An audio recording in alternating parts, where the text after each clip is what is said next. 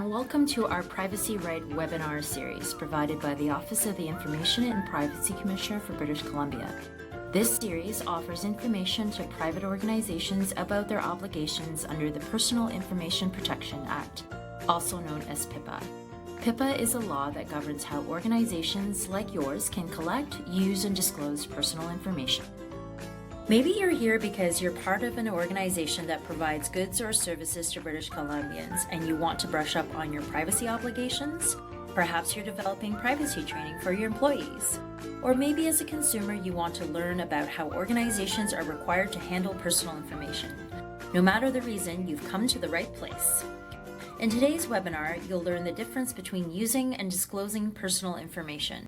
You might be wondering what the difference is between using personal information and disclosing personal information. Using PI usually means using it internally to carry out your organization's purpose for collecting the information. Disclosing PI means showing, sending, or giving some other organization, government, or individual the PI in question. Using PI within your organization should be limited. Ensure that PI, especially sensitive information, is accessible only on a need-to-know basis. Implementing this type of role-based access is the best way to ensure that employees can only view what they need to know to perform their work duties. For example, staff members who don't process invoices likely have no need to view a client's billing information, such as their credit card number. Note that both paper and electronic records need to be considered when limiting access to PI within your organization. PIPA requires organizations take reasonable security measures to protect personal information. This includes unauthorized access from people inside as well as outside your organization. Your organization should have written policies or procedures that deal with how others can request access to the PI your business collects. This helps those who are responsible for the PI to decide whether or not to grant access for its disclosure. Under PIPA, you must have a process in place for individuals to request access to their own PI, or to make complaints if they have concerns about your organization's handling of their PI. We've talked about using and sharing PI within your organization. Now let's move on to disclosing PI.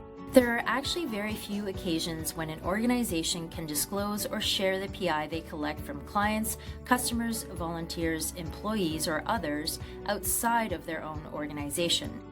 Typically, you can only disclose PI for purposes that a reasonable person would consider appropriate in the circumstances. The reasonable person test considers the nature of the information collected, the purposes and circumstances surrounding the collection and the use of the information, and how the organization handles the information.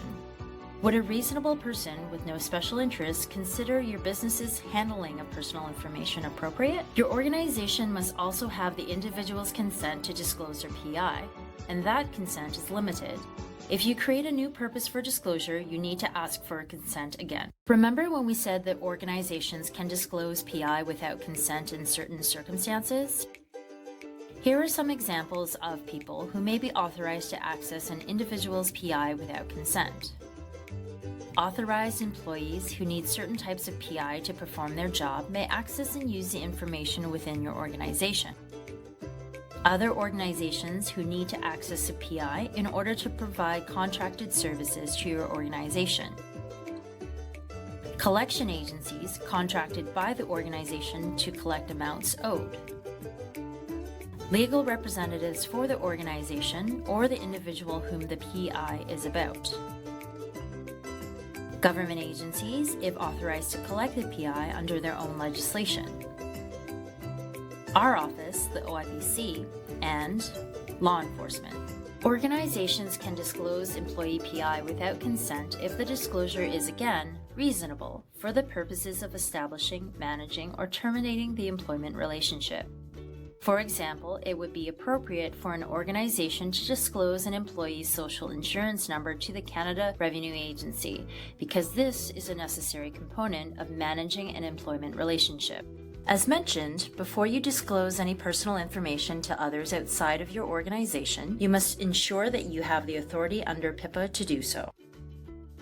Also, if a contractor discloses PI in a way that is not authorized, your organization will be responsible for managing the breach. This is why it's so important to set out requirements and expectations for contracted service providers to safeguard your organization's PI. A contract or an information sharing agreement that outlines the terms and conditions for sharing PI is the best way to accomplish this. These documents can be prepared for one-time or regular exchanges of PI. They outline the roles and responsibilities for each party so they know when and how the sharing of PI can occur. Make sure to include detailed information about the intended exchange of PI, including how and when PI will be shared, limits on use and disclosure to third parties, required safeguards, how and when to either return or destroy PI, processes for reporting and managing any suspected breach, and how your organization will monitor compliance with the contract or information sharing agreement. Check out our guidance document on information sharing agreements for more information.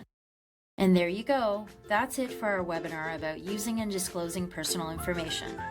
If you have any questions, you can reach out to us by email at info@oipc.bc.ca or give us a call at 250-387-5629. Make sure to check out our series of webinars on the website at oipc.bc.ca/privacyright. Thanks for watching.